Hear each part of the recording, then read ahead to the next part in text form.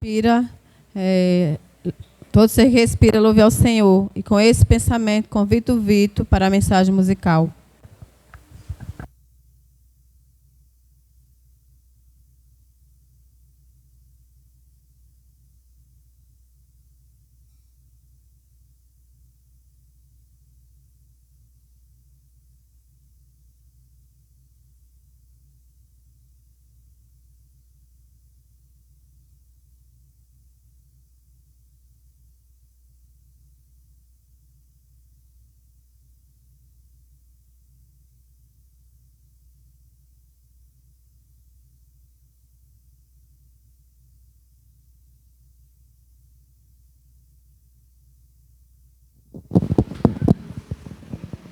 Feliz sábado.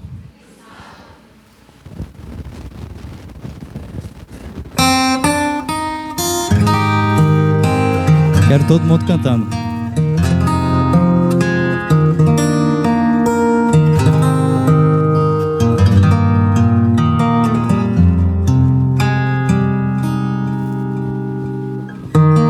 Não consigo ir além dos teus olhar.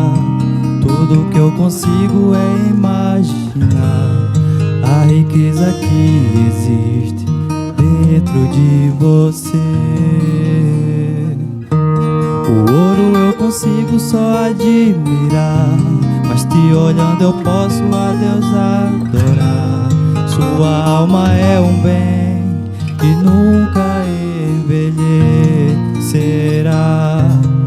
O pecado não consegue esconder a marca de Jesus que existe em você. O que você fez ou deixou de fazer não mudou o início, Deus escolheu você. Sua realidade não está naquilo que você possui ou que sabe fazer. Isso é um mistério de Deus com você. Você é o espelho que reflete a imagem do Senhor. Não chore se o mundo ainda não notou.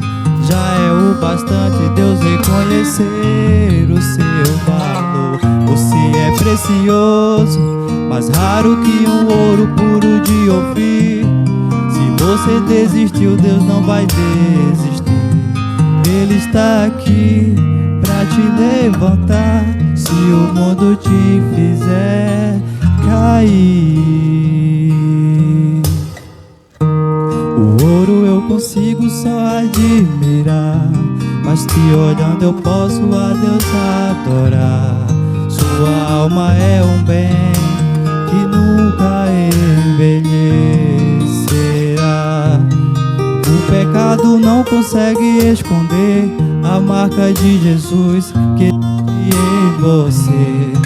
O que você fez ou deixou de fazer não mudou o início, Deus escolheu você. Sua raridade não está naquilo que você possui ou que sabe fazer. Isso é o mistério de Deus com você. Você é o espelho que reflete a imagem do Senhor. Não chore se o mundo ainda não notou. Já é o bastante Deus reconhecer o seu valor. Você é precioso, mais raro que um ouro puro de Ofir. Se você desistiu, Deus não vai desistir. Ele está aqui pra te levantar se o mundo te fizer cair.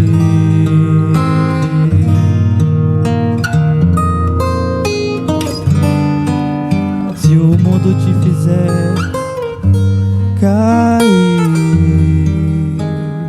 Amém.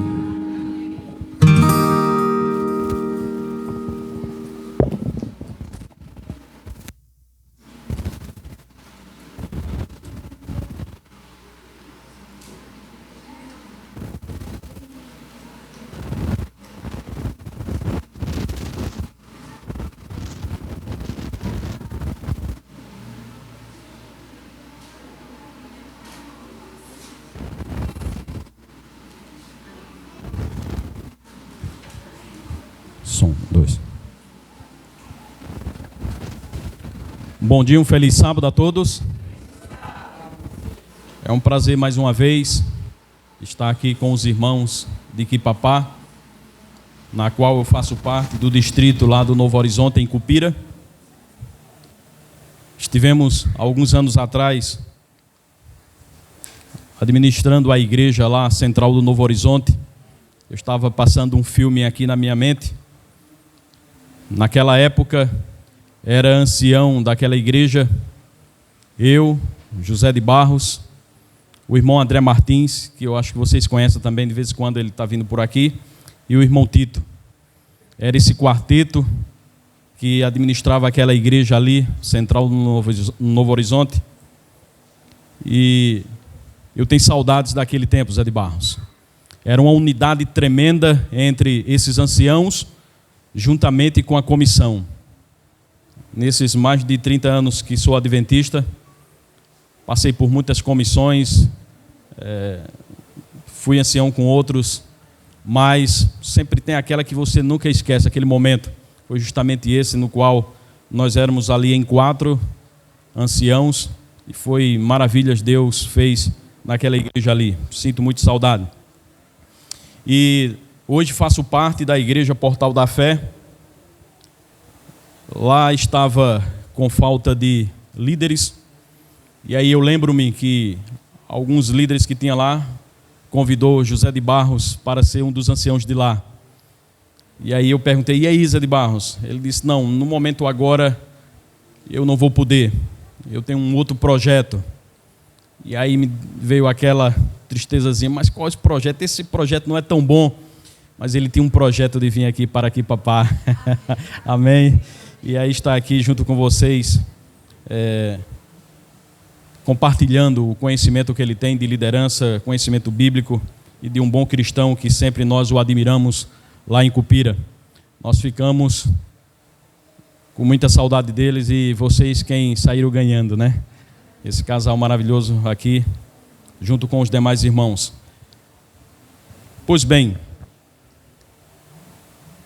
a cada momento que nós abrimos a palavra de Deus, ele sempre tem uma revelação, algo a nos ensinar. Às vezes é um texto que nós conhecemos bastante, outros ainda não o conhecem, mas a cada estudo, a cada lida, nós vemos Deus revelar algo, porque a palavra de Deus ela é eterna, ela sempre nos traz orientação, e ela vai ter validade por toda a eternidade, diz a própria Bíblia e o nosso Deus. Amém? Amém. E aí eu vos convido para, nesta manhã, nós repartirmos o pão da vida, a palavra de Deus, em Abacuque, capítulo 3.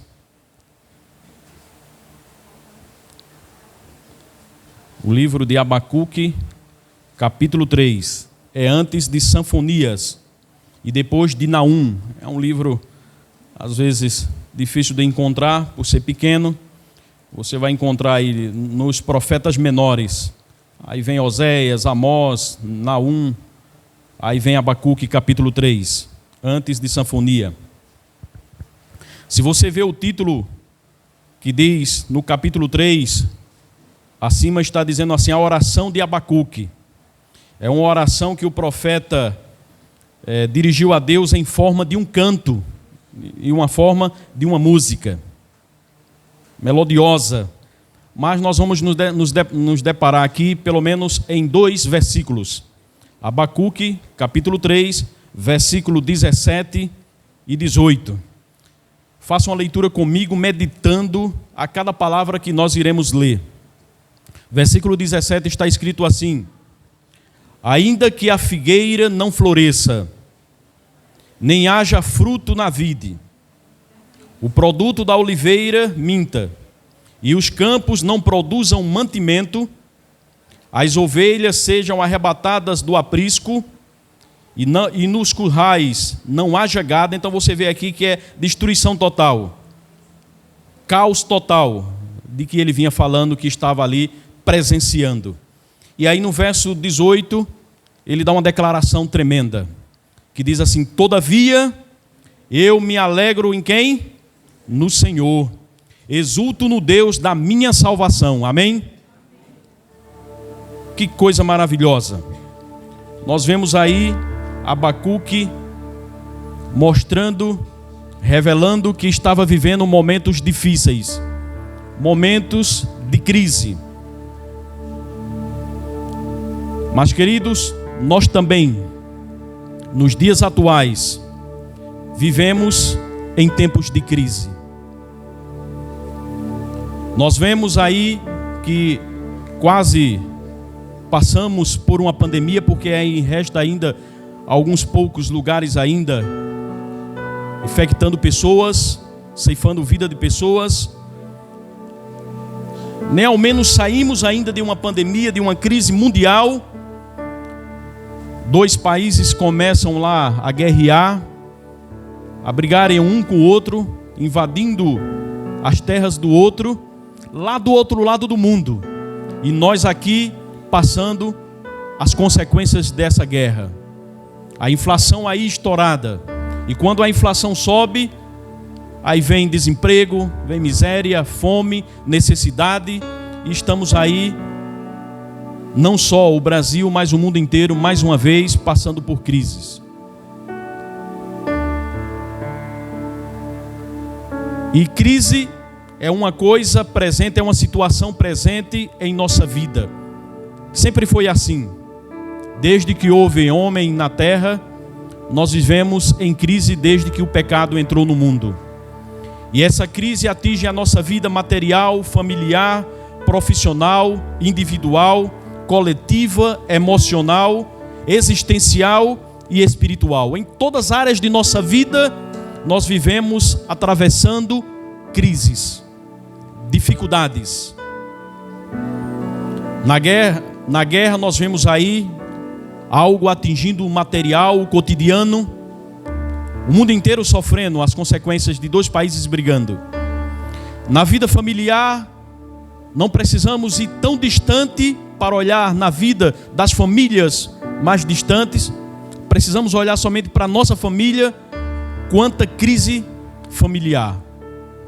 Agora há pouco foi noticiário aí em todos os meios de comunicação, uma tragédia naquela família no qual o filho ali foi tirado de si o seu celular, devido ali a tantos jogos, a vício na realidade que ele tinha para com aquele celular, pelas redes sociais, jogos.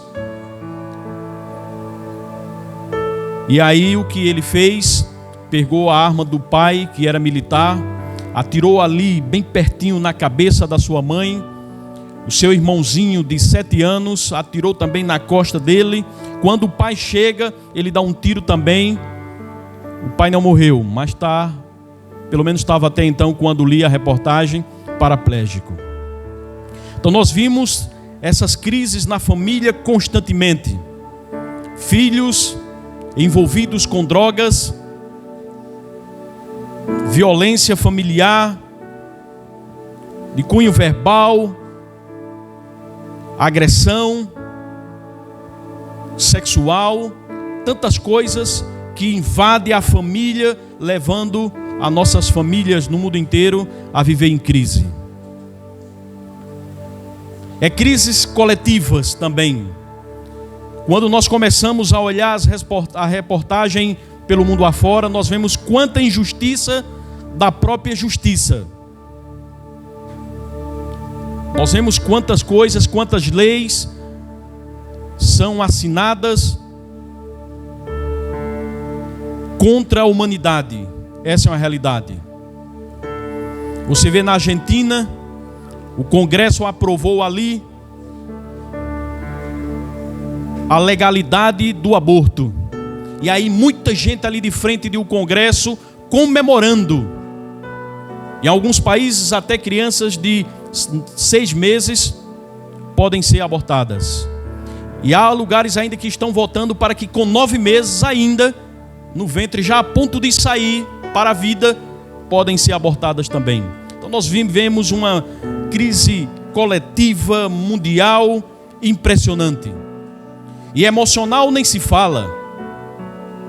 Já dizem que a profissão de psicólogos e psiquiatras vai ser a profissão do futuro.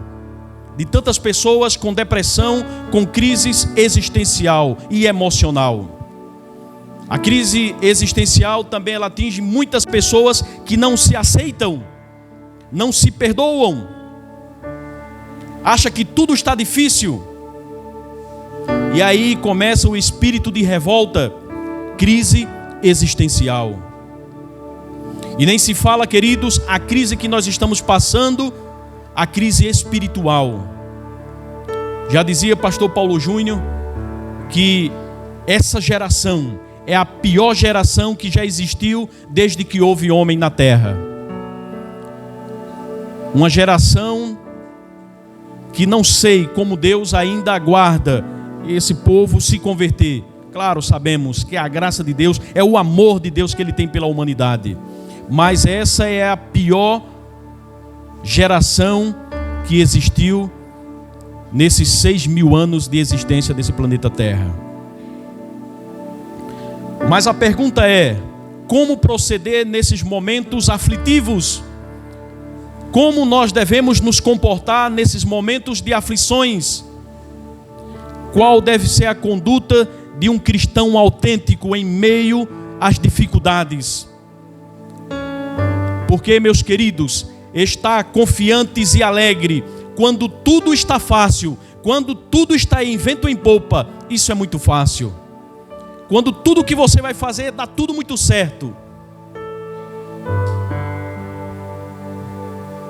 Estar confiantes e alegres nesses momentos é muito fácil. Porém, quando tudo dá errado, quando nós atravessamos uma profunda crise, como é que nós nos comportamos? Nós que aqui estamos.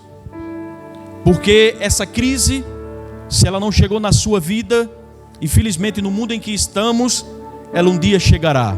Ou já tem chegado várias e várias crises em várias as áreas de nossa vida. Mas como cada um de nós, queridos, estamos nos comportando ou iremos nos comportar quando essa crise chegar? Pelo menos é previsto aí nos últimos dias desta terra uma crise, diz a palavra de Deus em Daniel, uma perseguição tal qual nunca houve na face da terra, perseguição de todos os lados. Como nós estaremos? Como nós iremos estar nos comportando? Aí é o verdadeiro desafio, no momento quando você é provado, no momento que você é testado. Mas nós vamos ver aqui brevemente, na experiência do profeta Abacuque, neste sentido, quando ele passou por momentos de dificuldade, por momentos de crise. Ele foi capaz de declarar e tomar algumas importantes posturas frente a essas crises. E nós vamos ver aqui nesse apenas 2 versos que nós lemos e tirar algumas lições de como Abacuque se comportou diante das dificuldades. Abacuque, ele enfrentou um momento de muitas adversidades, de muitas dificuldades. O povo daquela época vivia de agricultura e tudo havia acabado, sido destruído, não existia mais nada. A cidade transformou-se em um deserto, diz ali no versículo 17. Porém, ele apresenta uma declaração de confiança total em Deus. Quando nós vemos que ele diz que a figueira não floresce, não há fruto na vide, o produto da oliveira não existia, o azeite não tinha mais, os campos não produziam mais mantimento, você pode imaginar isso? As ovelhas tinham sido arrebatadas ali do aprisco. Em outras palavras, tudo estava destruído. Calamidades, caos total, no momento que Abacuque estava vendo tudo aquilo diante de si. Mas, amados, diante de toda essa situação, é importante perceber o termo que ele usa no versículo 18. Ele diz: todavia eu me alegro no Senhor, amém? Quando ele diz todavia, ele quebra ali toda a expectativa da tragédia que ele estava vendo diante dos seus olhos. É como ele estivesse vendo todo o caos, ali uma trajetória de desgraça e de caos e de miséria. E quando chega aqui, ele diz: parou, porque daqui por diante, todavia, eu vou me alegrar no Senhor, eu vou exultar no Deus da minha salvação. Amém, irmãos? Que coisa impressionante, ele vê toda a miséria diante de si, de um lado, do outro, de frente e para trás. Mas chega um dado momento em que ele diz: todavia, parou, não importa tudo isso, o que importa é que daqui para frente, nesse momento, nesse estágio de minha vida, eu vou me alegrar no Senhor. Amém, irmãos? Essa convicção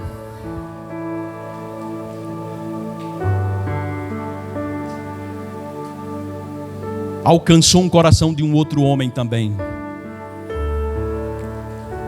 Essa convicção de confiança no Senhor alcançou o coração do rei Ezequias, que em meio aos problemas religiosos, tendo que tomar medidas sérias e impopulares, ele revelou total confiança no Senhor. Aquele jovem rei Ezequias estava passando por um momento de crise tremenda, muito maior do que a crise cotidiana, do que a crise material. Era uma crise espiritual. Na época em que ele assumiu o reinado, havia trevas, postos ídolos ali levantados para adorar outros deuses. Foi quando ele iniciou a sua administração, que tinha por objetivo de levar aquele povo para Deus, para a adoração do verdadeiro Deus. E aí ele só viu trevas, desvios de conduta. E aí, o que ele fez? Eu convido a vocês a abrirem a vossa Bíblia em 2 Reis. Livro do 2 Reis. Depois aí de 1 e 2 Samuel, vem 1 Reis, 2 Reis, capítulo 18. Que lição extraordinária esse jovem rei nos dá. 2 Reis, capítulo 18. Vamos ler do versículo 1 ao 5. 2 Reis, capítulo 18.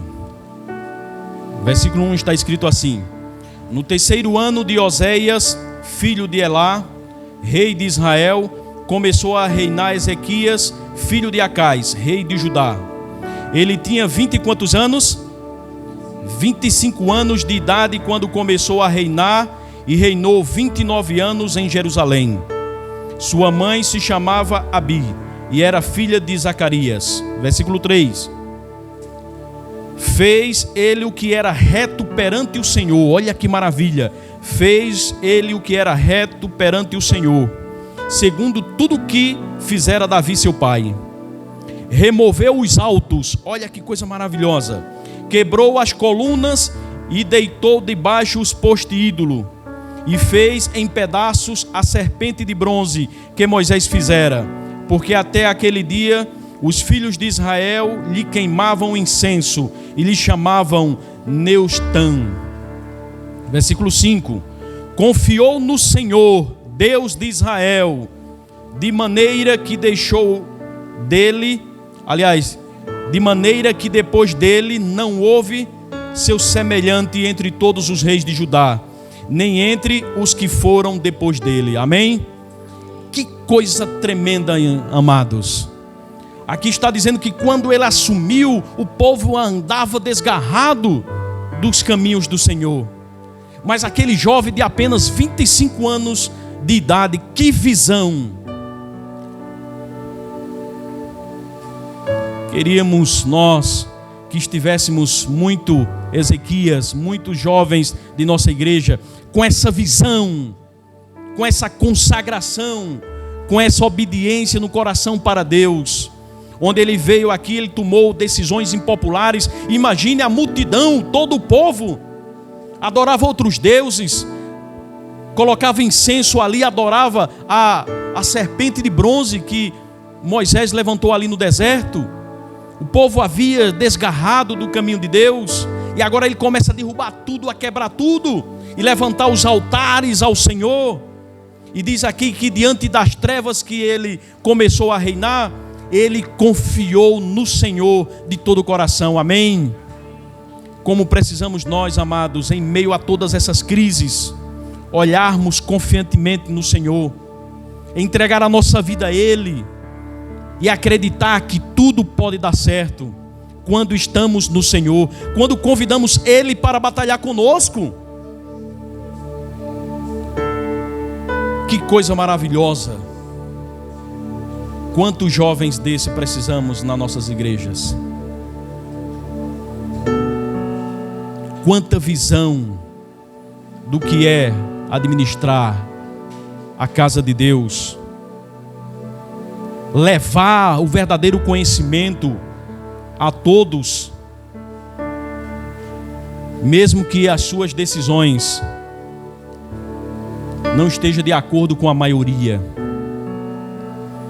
Mas o profeta Abacuque, ele canta em tempos de crise. No versículo 18, ele quando diz que exulta no Senhor, que se alegra no Senhor, ele fala em forma de canto. Diante de tudo que ele viu de miséria ao seu redor, ele ainda para tudo ali e ainda procede ali com cântico no coração de confiança no Senhor. Eu vou me alegrar no Senhor, eu sei que Ele vai me dar a vitória. E mesmo ali ele com o coração cheio de dor, marcado pela dor, sentindo que os tempos eram difíceis, como nós estamos vivendo tempos difíceis, mas naquela hora ele recobre um cântico ali no seu coração. E é nestas horas, meus amados, nessas horas de aflição, de perseguição, de dificuldade, é nesse momento que aí o povo de Deus deve adorar mais, porque nós temos ouvido e visto que as pessoas que obtêm vitória diante das crises, diante das dificuldades, são aqueles que quando bate a nossa porta ali a dificuldade, a provação, eles buscam a Deus em adoração, em consagração. Ao contrário de muitos que nós vemos, quando as coisas apertam, boa parte abandona o caminho do Senhor, abandona a oração, abandona a vinda à igreja para poder ali desabafar com um irmão, ouvir uma mensagem que traga conforto, que traga alento, que traga paz. Por isso, queridos, diante do exemplo de Abacuque, de Ezequias, precisamos aprender com esses homens e tantos outros, que quando bater a dificuldade na sua vida, não importa qual área da sua vida ou da minha vida, aí é que devemos adorar a Deus, amém? Aí é que devemos adorar a Deus. O ensino aqui é que nós devemos regozijarmos no Senhor, venha o que vier na nossa vida, precisamos estar ali firmes, possa cair 1000 à nossa esquerda, 10.000 à nossa direita, mas nós não seremos abalados, amém? Precisamos confiar, assim como tantos outros confiaram nesse Deus que tudo pode.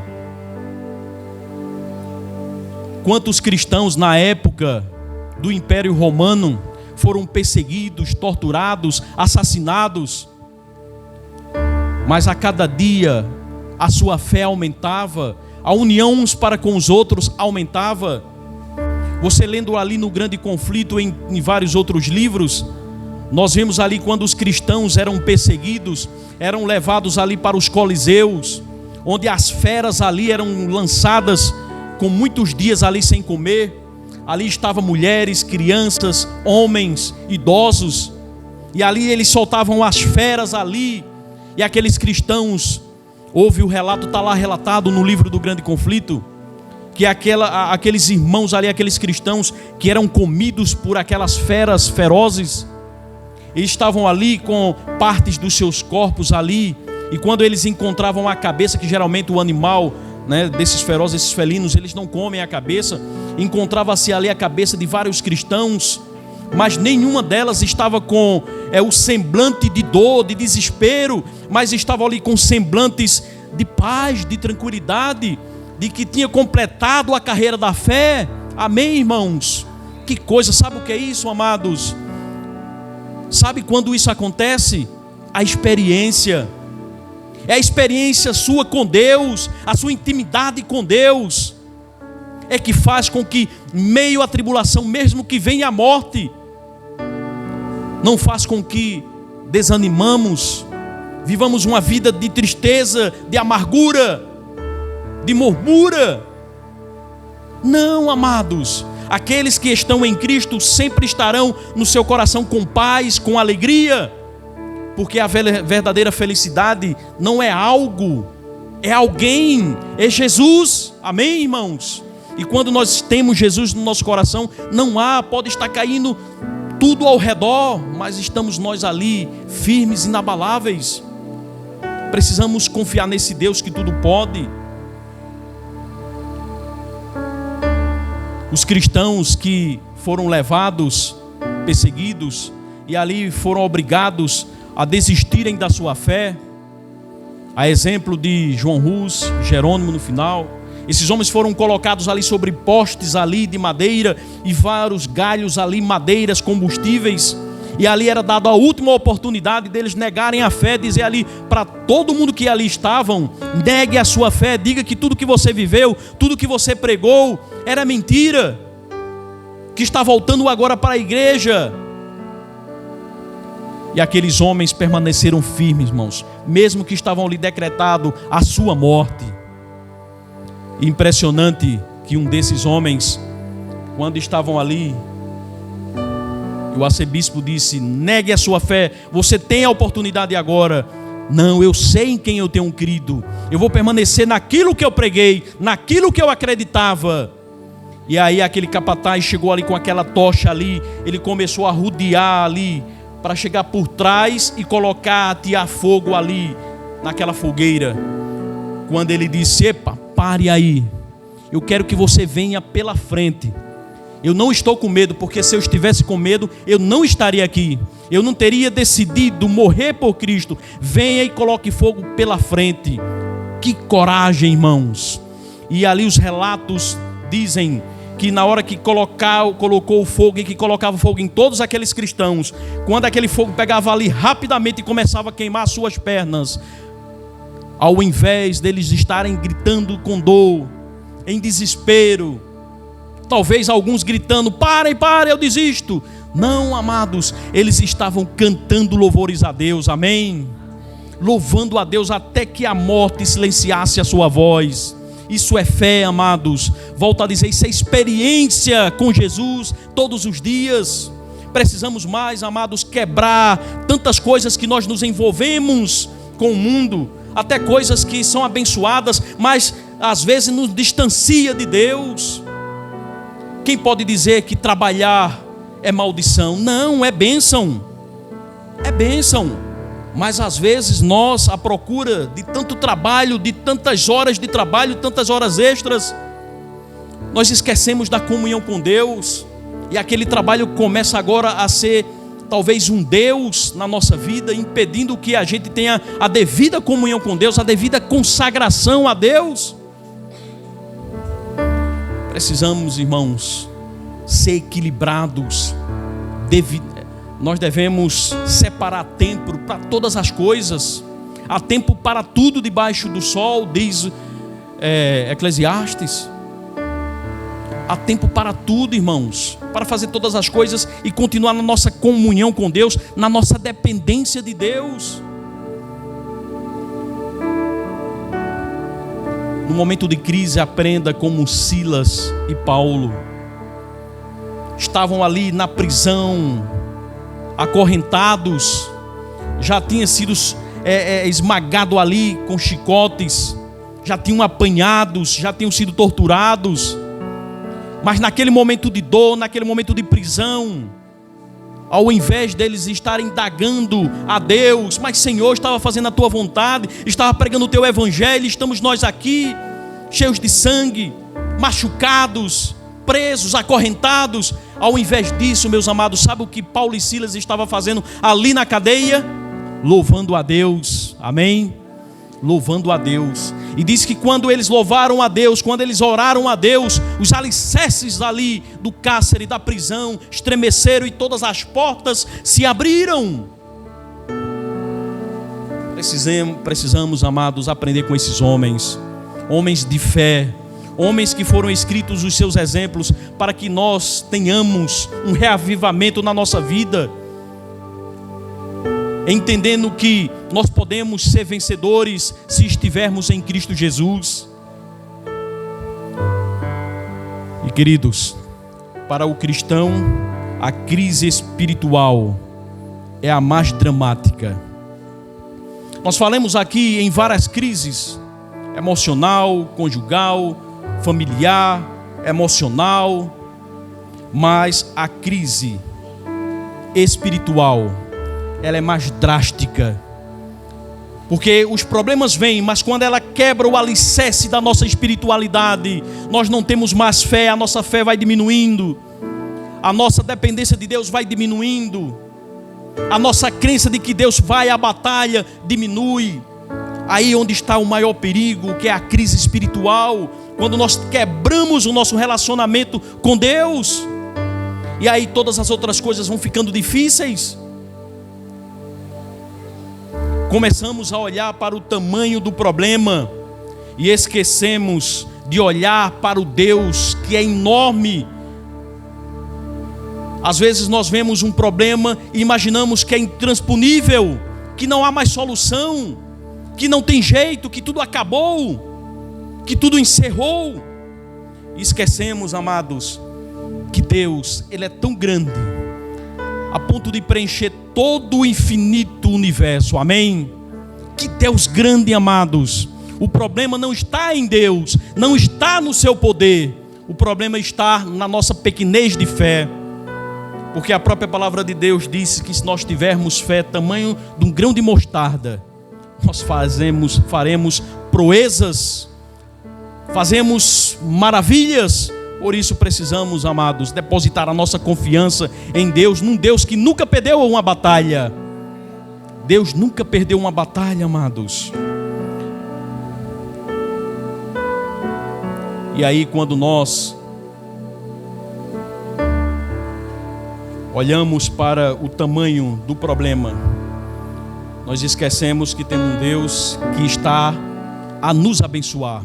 O desejo de Deus é nos abençoar, nos proteger. A exemplo ali de Jacó, Deus tomou a decisão: eu vou abençoar este homem agora. E aí Jacó pensava ali que era um ladrão, passou a madrugada todinha, Deus querendo o abençoar, e ele lutando, relutando a madrugada todinha. E não é diferente muitas vezes conosco, amados. Deus quer dar o livramento, Deus quer dar a bênção, Deus quer fazer a cura, e nós ficamos relutando, achando que nós podemos todas as coisas, que a ciência pode todas as coisas, que o dinheiro pode todas as coisas, ou que a descrença não pode nada. E aí deixamos Deus de lado. E aí é onde mora o perigo, amados. Crise espiritual. Quando uma crise vem, nós não sabemos o que vai acontecer. Não. Mas nós precisamos, diante da crise, amados, nós devemos esperar o sobrenatural de Deus. A crise vem, mas Deus tem um poder sobrenatural de vencer, de abrir o mar vermelho, de derrubar as muralhas de Jericó. Por isso precisamos esperar o sobrenatural de Deus, precisamos clamar pelo poder de Deus, para que Ele possa atuar em nós e venha a alegria no nosso coração, convictos plenamente de que Deus suprirá todas as nossas necessidades. Amém, irmãos? É essa convicção de vitória que impulsiona o verdadeiro cristão. Você está passando por algum problema? Não pense, amados, que esse problema é maior do que o nosso Deus. Não pense que sobrevém tentação, provação, que seja maior do que nós podemos suportar. O problema é que nós falhamos antes do tempo. Nós não esperamos, não confiamos no agir de Deus. Até porque, meus queridos, se olharmos em volta, nós veremos que só vemos dificuldades, problemas a enfrentar, mas façamos como Abacuque. Abacuque viu ali todo tipo de caos, mas ele não só conseguiu enxergar aquilo que estava em destruição, ele conseguiu enxergar que mais além tem um Deus que tudo pode, e ele disse: é nesse que eu vou me alegrar, é nesse que eu vou esperar. E aí as coisas tudo acaba. Aí nós vemos aí o deserto a florir, nós vemos aí a situação do povo de Israel. Vejamos como é as coisas. Deus chamou Moisés e disse: olha, tu vai libertar o povo de Israel do Egito. Quando ele olhou, como eu? Ao poderoso Faraó, a superpotência mundial daquela época? Impossível. Mande outro, Senhor, mande outro. Muitas vezes nós temos a visão de Moisés nesse momento, que as coisas é grande demais, que não há solução para o problema da nossa família, para o problema do nosso trabalho, para o problema da nossa saúde física ou espiritual. Às vezes nós nos encontramos como Moisés dessa época, mas precisamos ser o Moisés diante do Mar Vermelho. Quando ele olha para frente, o Mar Vermelho. Quando ele olha de um lado e do outro, montanhas. Quando ele olha para trás, as vigas de Faraó, os soldados de Faraó. Ele disse: agora, esse povo aqui não é exército, não são militares. E aí, outro Moisés começa a aparecer. Ele ergue as mãos para os céus, e o mar ali, através do poder de Deus, começa a abrir. E o povo passa ali no pé enxuto, ali até o final, onde os soldados passam e a água engole a todos. Precisamos, queridos, ser esse segundo Moisés, que acredita na salvação em Deus, que acredita e que convida Deus a ir na frente da batalha. E aí, queridos, não há batalha vencida quando o nosso escudo é Deus. Amém? Que Deus nos abençoe. E que nessa reflexão sobre a vida de Abacuque, Ezequias, Paulo e Silas e tantos outros, o Moisés experimentado, essa realidade, irmãos, de fé possa fluir, possa brotar no coração de cada pessoa aqui presente. Amém? Que Deus seja louvado através do nosso testemunho, não no momento de bonança, mas no momento de crise, possamos refletir a imagem de Cristo. Amém? Nós convidamos aqui o jovem para louvar o nosso Deus com o mesmo hino. É o jovem Vitor, é isso? E que a igreja cante, medite na letra desse hino, e que Deus seja louvado através das nossas vidas. Amém.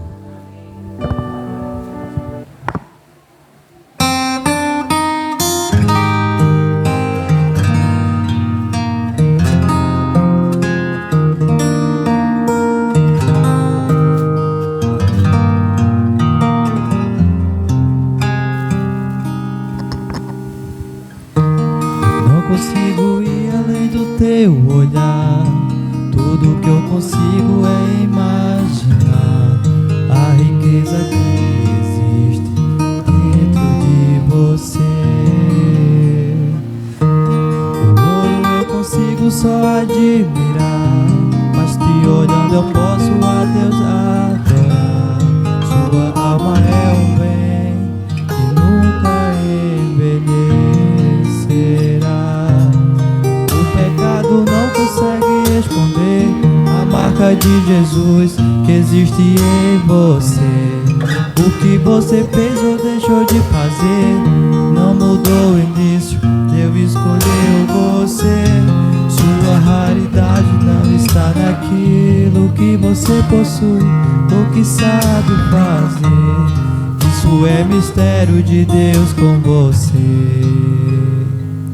Você é o espelho que reflete a imagem do Senhor. Não chore se o mundo ainda não notou. Já é o bastante Deus reconhecer o seu valor. Você é precioso, mais raro que o ouro puro de Ofir. Se você desistiu, Deus não vai desistir. Ele está aqui pra te levantar.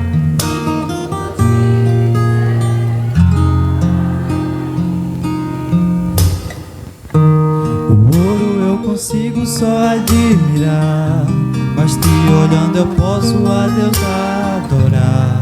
Sua alma é um bem que nunca envelhecerá. O pecado não consegue esconder a marca de Jesus que existe em você. O que você fez ou deixou de fazer não mudou o início, Deus escolheu você. Sua raridade não está naquilo que você possui ou que sabe fazer. Isso é mistério de Deus com você.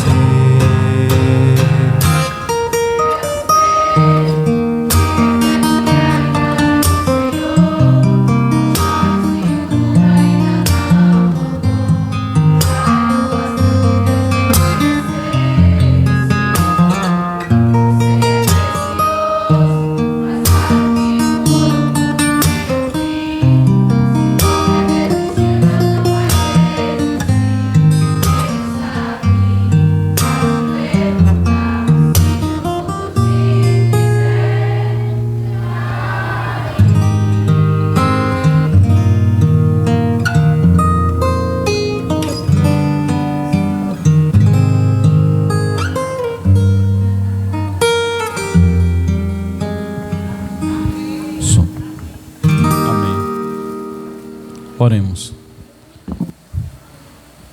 Bondoso Deus e querido Pai, muito obrigado, Senhor, porque a Tua palavra revela que vivemos em momentos de crise, dificuldades maiores surgirão, mas, Senhor, não importa o que há de vir. O que importa é termos Deus no coração, é convidarmos a Jesus e ir à frente da batalha. E junto conosco, Senhor, nos momentos de crise e de dificuldades. Porque aí sim, nós temos a certeza, nós cremos que seremos mais do que vencedores. Por isso, querido Pai, eu não sei quem de nós aqui está passando por crise, por dificuldades, por provação. Mas Tu sabes, Tu conheces, Senhor. E nesse momento, Senhor, te suplicamos que Tu vá de encontro ao coração desta pessoa. E age, Senhor, conforme o Teu poder, conforme o Teu querer. E que o melhor possa ser resolvido. Que os Teus milagres e as Tuas bênçãos, Senhor, possa recair sobre esta pessoa, sobre cada um de nós que estivermos atravessando por dificuldades e problemas. Porque nós teremos a certeza, a garantia da Tua promessa de que tudo pode, Senhor. Tu és o Deus do impossível. Por isso, querido Pai, entregamos os nossos problemas, as nossas dificuldades, as muralhas que estão diante de nós, Senhor, que parecem intransponíveis. Entregamos em Tuas mãos, Senhor, que Tu vás à frente, que Tu ganhes essa batalha por nós, Senhor. Nós te pedimos, nós cremos e temos a certeza que receberemos, porque nós pedimos em nome de Jesus. Amém, Senhor. Amém.